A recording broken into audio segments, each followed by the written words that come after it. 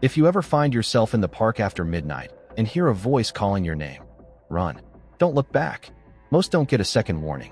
Have you ever stood so deep in the woods that the dark feels alive? Yellowstone at night is nothing like the postcards. Sure, in daylight, it's endless blue and green, church quiet except for the wind and the distant rumble of buffalo. Even on my worst days, there's something sublime about the sunrise turning the steam gold, herds moving like shadows against the horizon. You start believing nature's still got corners untouched by nightmare. But nights here have teeth. The air gets thick. Every sound is just a little bit wrong, the slow crack of branches, the sticky hush of the wind like a giant hand pressing down. You begin to sense you aren't alone, even when you are. Especially when you are. My boots were caked with mud, the flashlight heavy in my grip. Every step felt like it echoed for miles. Bounced between ancient pines whose branches clawed at every scrap of hope. My radio coughed static, the battery light winking red. I pressed the receiver to my lips, whispering, "Base, do you copy?" Nothing replied. Not from base, anyway. That was when I heard it, my name, carried thin and cracking through the black. "Hey, over here." The voice was almost right, almost familiar, except it stretched my name in a way no friend ever would. Too many syllables. Too close, then suddenly too far. And beneath it, something else. A hungry impatience, like someone already chewing. Around me, the trees seemed to lean in, as if curious. The moonlight broke on a stand of birch, then slid away, leaving me in a darkness so complete it ate the trail beneath my feet. Every instinct screamed, "Look, answer, help." But another voice, a quieter, older one, maybe mine, said to run. I had to remind myself not to stare, not to listen, not to hope. My fingers locked around the flashlight, but it felt small, like a prayer whispered underwater.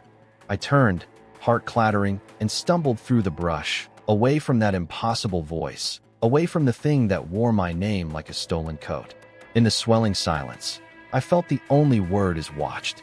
I never saw what was behind me, never needed to. Now, before I explain why I followed those rules, and why you should too, you need to know something. There are 6 rules for rangers in Yellowstone. 6 they tell you about, anyway. There's a 7th unspoken one they hope you never have to use. To understand how I got here, you need to understand the 6 rules they never put on the brochure. Rule 1 nearly got me killed my first week.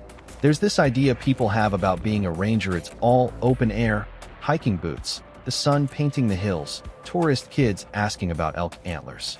And the thing is, it's true. On my first day, Yellowstone was almost offensively beautiful. June sunlight slicked the trees, flowers nodded heavy by the riverbank. At the visitor center entrance, I could smell pine and new asphalt, distant fry bread from someone's food truck, a slice of American summer, more Norman Rockwell than Stephen King. I was nervous. I wanted to do a good job. I wanted to make my old man proud. They handed me a pristine uniform shirt, a fraying map, and pointed me toward Ranger Davis for orientation. The badge on his chest had a scuff through the N in National, and even his boots looked tired. He studied me over his coffee mug, blue eyes pinched against the halo of morning sun burning through the window. "Name?" he barked, though my name tag was right there. I told him. He grunted. "You want to live out here? You pay attention. Most folks only need rules for bears." He tossed a training binder my way. "That's for the tourists." He paused, pouring more sugar into his coffee than seemed medically advisable. "But rangers get a different set." That was how I ended up in the back room, the one that's always 10 degrees colder than the rest of the building. Fluorescents flickered and died in yellow halos. Only other rangers, real-lifers, sat there. They didn't look up when Davis closed the door behind us. He turned off the main lights, leaving us in half shadow, and drew the blinds tight. That's always how it starts.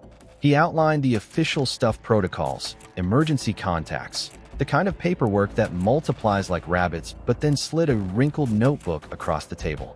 The first page just said 6 rules in blocky, scarred handwriting. "You stick to these, you might see a second season," he said. "They aren't on any website, and you don't talk about them with visitors." He looked at me like he already expected me to fail. "Get them wrong, though, and you won't live long enough to regret it." He didn't smile. He didn't need to. I won't explain them, yet I didn't get explanations either, but I'll tell you what he told me, word for word. Rule 1. Never respond to a voice at night. even if it knows your name. Rule 2. Stay away from the lake before dawn. If you see your reflection moving, you've already waited too long. Rule 3. Do not look directly at the bison after sunset. If you see their eyes, look away and pray they do the same. Rule 4. Don't accept gifts from tourists after dusk, no matter how harmless they seem. Rule 5. Block channel 6 on your radio. If you hear voices, ignore them. Rule 6. If you find a second shadow moving beside you, leave immediately. Don't finish what you were doing. Don't even stop to pack. I know, it sounds like campfire nonsense, urban legend nonsense. I'd read enough stories online, maybe you have, to know this probably sounds like bull. But those stories don't get it quite right. Sometimes they're just missing the details that matter, or maybe the park has ways of smudging the truth. Either way, what we deal with isn't just strange, it's specific. Patterned. Hungry.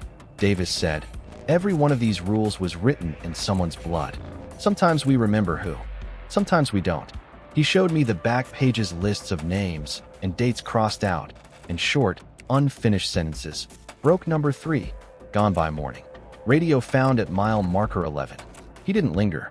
He just closed the notebook and said, you forget your bear spray, you might get lucky. You forget these, and luck won't help you. He sucked his teeth, then leaned in, softer. Something's out here, they test you. See if you'll step out of line. Nobody gets all 6 right, not forever. I left that meeting clutching a copy of those rules, half sure they were messing with the new guy. Part of me wanted to believe all rangers had to survive some cruel, inside joke hazing. But the way the others avoided my eyes, the way that notebook shook in Davis's grip, I knew on some level it wasn't a joke at all.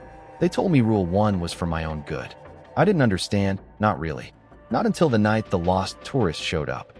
My first solo night shift, I remember thinking the toughest part would be staying awake. The park gets still after sunset, even in high season, and the darkness is so pure it feels like a physical thing, thick, cool, and absolute. Most nights, there's a lull around 1 a.m. when the last campfires gutter out and the coyotes swap gossip somewhere miles away. Your mind drifts. The silence starts to have its own pulse. That night, I did my rounds like Davis had shown me. Check the path by the North Loop, sweep the picnic area for hidden trash fire teens, make sure the cabins on the fringe were locked and dark. On the radio, the other rookie, Bristol, kept it light. You think we'll catch any ghost hikers? He asked, voice thick with bravado. Maybe bag ourselves a Bigfoot, I joked back. Only if he wants to help me fill out the trails log. You bring backup bear spray, Bristol snorted. You ask me. Davis just wants us too scared to nap. There was a pause, static grumbling in the background. He ever tell you the story about the lookout tower? I said he hadn't. I wish he never had. But mostly, it was a night like any other until the noises started to fade. It was so gradual I thought I'd imagined it at first. The wind softened to a sigh, then vanished. Pine needles stopped clicking against each other. Even the river, usually steady as breath, seemed to hush itself. My flashlight felt painfully bright, too small for the dark swelling around me. Every step found a root or a rock that wasn't there before.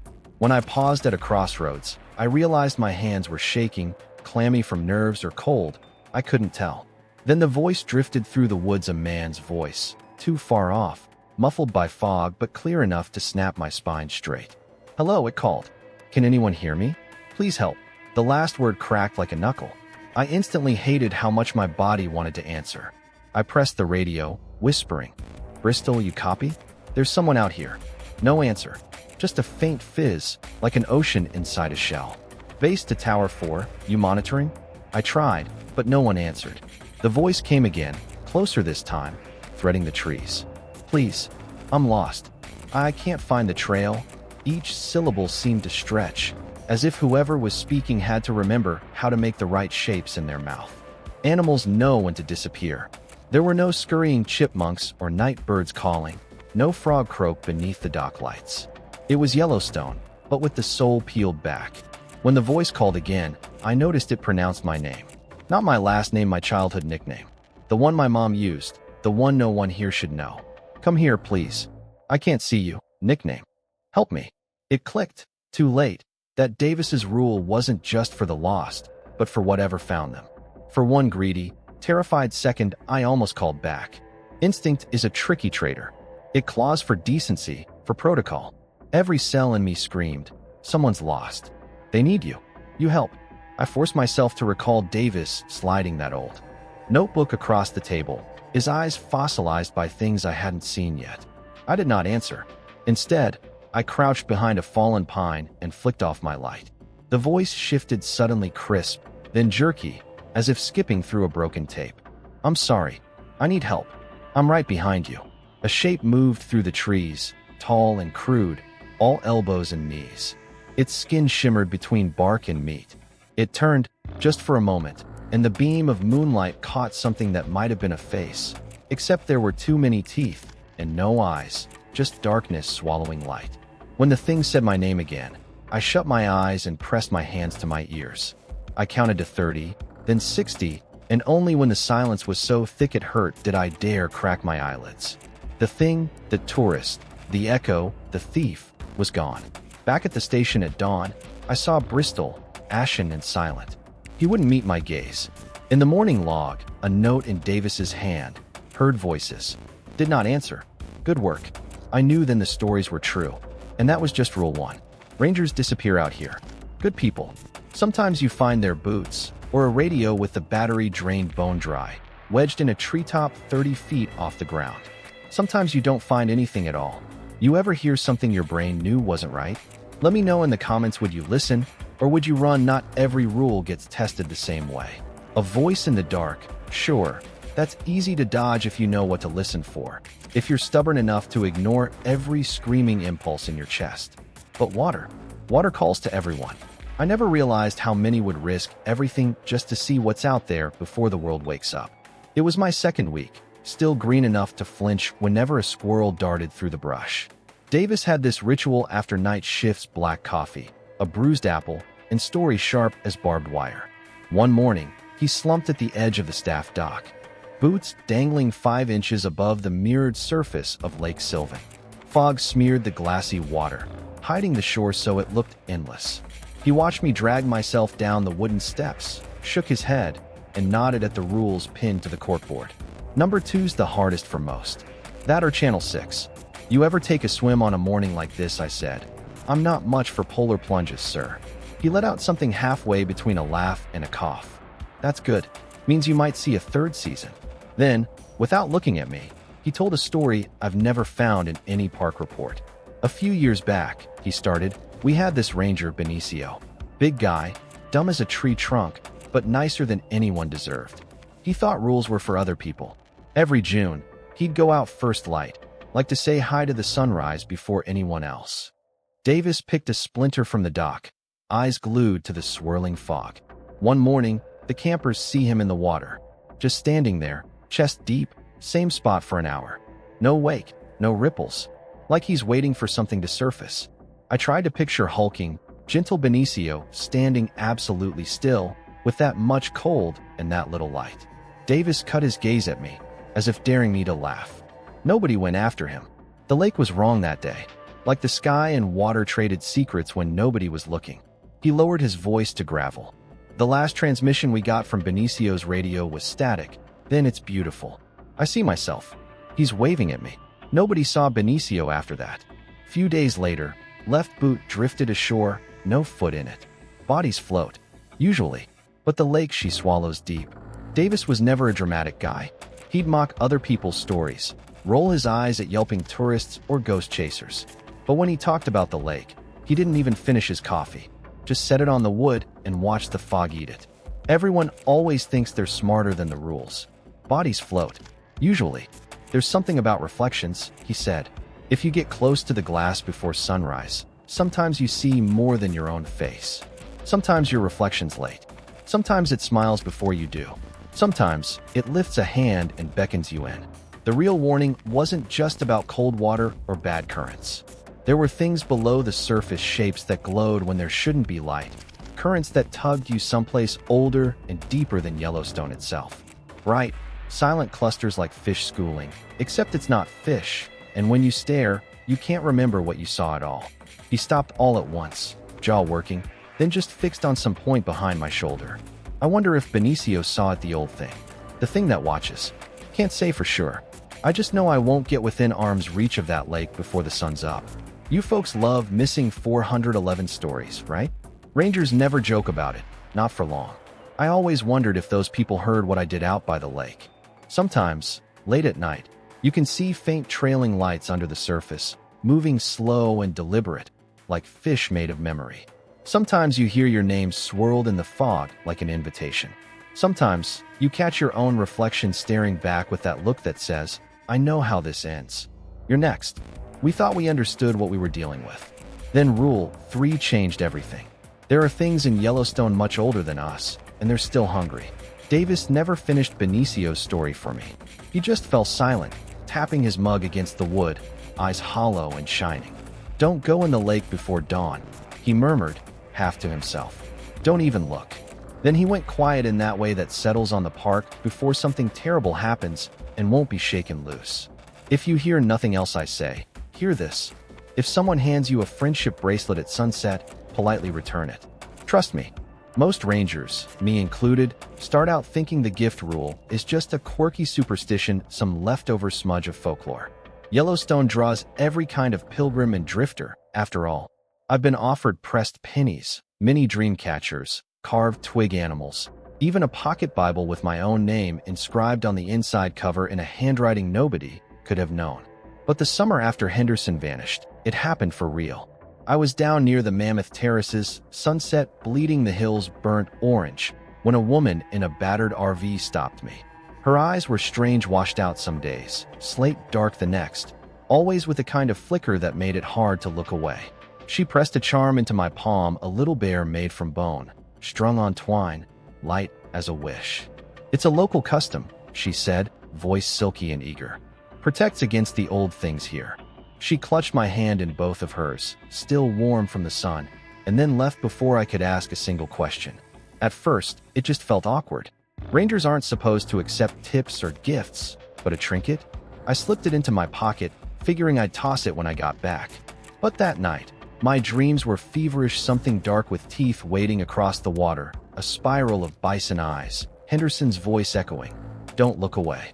The next morning, I found the charm in my boot, sticky with sap. Or what I thought was sap.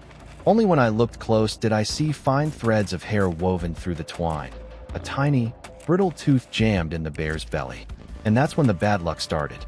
Birds thumped lifeless against my window. My key wouldn't fit the radio room door, even though no one had changed the lock. When I hiked the upper trail, a coyote followed at an impossible distance, always on the edge of seeing, never blinking. I started seeing double shadows on the ground at sunset, a cold trick of the light, or something far less reasonable. One night, I looked in the bathroom mirror and my reflection. Smiled a half-second before I did. Panicked, I tried to return the trinket. The campsite was empty, tire tracks already fading into mud. Left it on the office counter.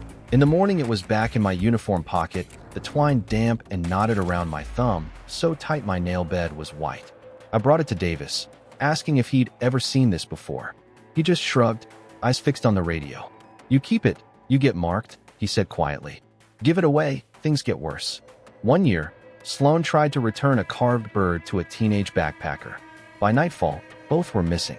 When Sloan came back, she wasn't alone. Not exactly. People say, it's just a local custom. Ask which locals, nobody answers. Years of stories, and not one of us knows who the tourists really are, at least, not all of them. Some disappear before dawn, their tents left zipped, their shoes laced beside the fire. By that point, I would have given anything just to call in sick. But Rule 5 waits for no one. When the radio calls, you answer. Even if you wish you could block out every sound forever. You'd think the radio would be the one lifeline out here. It's the last voice you'll hear if things go bad. A thread connecting you to every other lonely soul lost to the pines. There's comfort in it. The clipped call-ins every 30 minutes. The background static that says, you're not alone. But at Yellowstone, we have frequencies you simply don't touch. Rule 5 Block Channel 6. If you hear voices, ignore them. Because sometimes, the voices hear you back. It started slow, nothing more than odd static during the slow graveyard hours. Sometimes, a garbled whistle or what sounded like our own transmissions caught on delay echoes from earlier in the shift. I remember Bristol, jittery from the night Henderson vanished, twisting his radio dial back and forth at the cabin window. You picking up anything weird? He whispered. Getting this clipping thing, like someone's talking inside a tin can. That night, even Davis seemed tense. Run the usual check-ins, he ordered. And if anything comes through on 6, just let it play out. Don't answer. Don't even break squelch. He sounded guilty just saying it, like he'd done it once and never forgave himself. Later, just as the clock ticked past 2:17, the radio barked to life. It was my own voice down to the drawl, the small hitch when I said over, but warped, too slow, syllables bent and mashed. Tower 3 to base, base, base, lost, can you see me? Over and over, chopped and stuttering. Every hair on my arms went up. I looked down at my feet, half expecting to see a shadow bud, one I didn't own. The next patrol, it happened to Cruz. Out by Sheepheater Cliff, his radio crackled mid-patrol with a desperate, burbling plea, his fiancée's voice, but twisted, submerged, begging for help. I'm here. Please just come. Cruz bolted into the dark, not waiting for backup. I chased after him, listening to his footsteps scatter and fade, and then nothing. For a heartbeat, I thought I heard a chorus of voices singing in some language I'd never learned but somehow understood, twisting my stomach with homesick dread. Cruz came back at dawn, eyes flat, like something inside had been swapped out. Kept repeating the words, I found her. I found her. He never said what he'd actually seen. We tried every trick to block the channel, old static loops, taping over the frequency dials, yanking the battery during check-ins. Never worked for long. Sometimes you'd hear static bleed in, like someone whispering the future. Storm in 2 hours. Don't forget your keys. Once, I heard, check the lake. You're already too late. That was the morning a camper's tent was found torn and empty by the shore. The supervisors got grim after that. One grabbed me by the shoulder. Don't answer if it's not a park frequency. If you even think about responding, go outside and count every star you can see. By the time you finish, it'll be quiet again. The part nobody writes down? The transmissions aren't always in English. Sometimes they're not for us. Sometimes they're warnings. Sometimes they're invitations. Sometimes they're just counting down. Radio used to be comfort, routine, solid, as predictable as sunrise. Now, every burst of static is a loaded threat. Every voice is a dare. At some point, it all starts to bleed together. The edges of reality fray open, and you don't know if you're speaking or being spoken through. Ever had a wireless glitch you couldn't explain? You're not alone. And that brings me to the last rule, the one I wish I'd never learned. Rangers crave sunlight more than caffeine, more than comfort. Single rays can pull you back from the edge of sleep deprivation or madness, and the world feels steadier beneath an honest sun. Even when the night falls, when every distant howl twists into something ancient and hungry, we trust the rules of light and shadow. Light means safety. Shadow means hiding. Or so I wanted to believe. But the sixth rule, the one about shadows, no one ever breaks it twice. I'd come off a double overnight. August had pressed the park flat with heat, and my brain felt like an overcooked egg in my skull. My sense of time had gone slippery. I checked the cabins one last time before heading back, just a familiar loop I could do half asleep, boots heavy and stiff, lungs tasting wood smoke and distant rain. Maybe that's why my guard was down. At first, I noticed nothing except the usual: squirrels stealing berry wrappers, a deer frozen by the headlights. But as I cut across the edge of the ravine, my flashlight flickered. Annoyed, I slapped the casing, sending its weak pool of light skittering over the rocks and brush. That's when I saw it. My shadow, cast long and thin behind me by the low moon, was joined by another. At first I thought it was a trick, maybe a branch, or my own tired eyes. But then I moved, intentionally, stepping left and right. My own shadow mimicked me, as shadows should. The second hesitated, delayed, then snapped back into place. Those few seconds stretched like a pulled nerve. My skin prickled. I tried to keep walking, tried to rationalize, just keep on. Nothing to see, finish patrol, tomorrow would be a normal day. But you can't outpace something stuck to your heels. The radio coughed, just static at first, then another ranger's voice, Davis maybe, though flattened with so much static I almost missed it. If you see it, don't let it notice you noticing. Don't run, but don't stop. A pause. If you're already marked, it's too late. My hands were clumsy with sweat. I tried to speak, but the words wouldn't come. Instead, I focused on the shadows, refusing to let my eyes track them directly. The second shadow, darker, denser, wrong in all the ways a shadow can be wrong, began to split and shudder with every step I took, eventually slipping closer, nearly touching my own. It shifted when my back was turned, hanging at impossible angles, cast against the ground but ignoring the terrain, sliding over tree roots as if they were nothing. I picked up my pace, telling myself to reach the staff lodge, to make it somewhere with lights and company and walls. But every time I risked a look, the second shadow multiplied, first 2, then 3, all jostling silently, racing to stay in time with me. None of them ever fit quite right. Limbs were too long or too short, their heads tilted at inhuman angles, jaws hanging open to scream but never making a sound. The trail narrowed as I neared the edge of the woods. I heard rustling behind me, no animal, nothing so familiar. Something rising, careful and patient, trailing me as if it had all the time in the world. Not physically close, not yet, but constant. I started to pray, old words I barely remembered from the kind of childhood where people believed things waited in the dark. The temperature dropped as if a hand pressed down on my neck.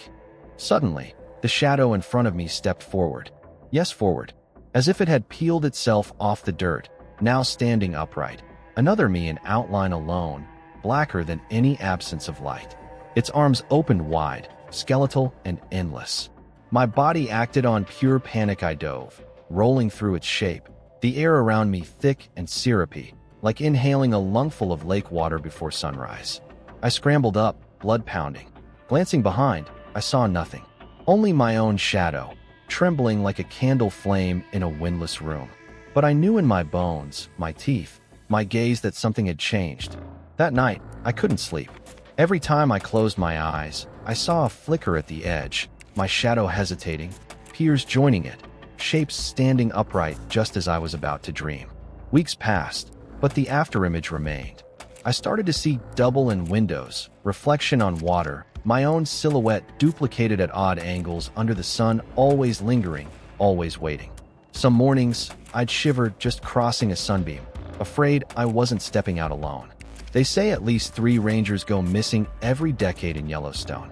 More if you count searchers who just never come back. Most get written off: injuries, mountain lions, exposure. But for those who know what to look for, it's the shadows that matter. If you ever wonder why we're so short-staffed, this is why. One more thing: the supervisors warn us not to share stories online. Bad for tourism, they crack. Makes us look as crazy as the UFO people. So, I'm not surprised if this gets taken down, like every other post from rangers before me. But maybe, just maybe, a few of you will see it first. Maybe you'll remember. The worst part is, I'm still not sure if I was the one who left Yellowstone that night. Or if I left something behind, something that looks like me, walks like me, waits for the right moon to return. There's one more rule they never told me, but I learned. The hardest way. I'm home now, at least. That's where my body is. The park is 2 states behind me, my uniform boxed away in a closet I never opened. Still, night falls differently now. Sometimes, before sleep, I hear the glug of lake water just beneath the window. Sometimes the wind seems to carry old static, a half-heard voice on a forbidden frequency. I check my shadow in streetlights and find relief in glare, but I'm always waiting for another silhouette, a second hesitation on the bedroom wall. I tell myself it's just habit, but I don't believe it. Funny, no one prepares you for how normal life feels after you've survived the impossible. Bills, emails, weather alerts. But every flicker of dusk makes the hairs on my arms rise. I lock the windows earlier. I stop listening to the radio after midnight. Small things change first, and then other things change in you. I know I'm not the only one marked by something they can't explain. Maybe some of you out there have your own rules for survival, wherever you are. If you've seen the rippled surface of a lake move when there's no wind, or heard your own name whispered in an empty room, you know how thin the fabric is between the world everyone sees and the world underneath. Maybe you've seen hints, odd gifts, footprints where no one should walk, shadows that aren't alone. So, I'll ask, maybe you have a rule or two, passed down through family, town, or sheer terror. Share them. Maybe if we pile up enough wisdom, the dark will blink first. They only tell us about 6 rules at Yellowstone.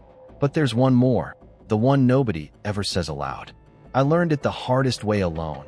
feet pounding frozen dirt, with something old and hungry only a single step behind. If you're ever at Yellowstone after dark and you hear your name, run. Don't look back. Most don't get a second warning. There's a rule I never wrote down. Maybe you'll figure it out before it's too late. Or maybe you already have, and you've just forgotten why.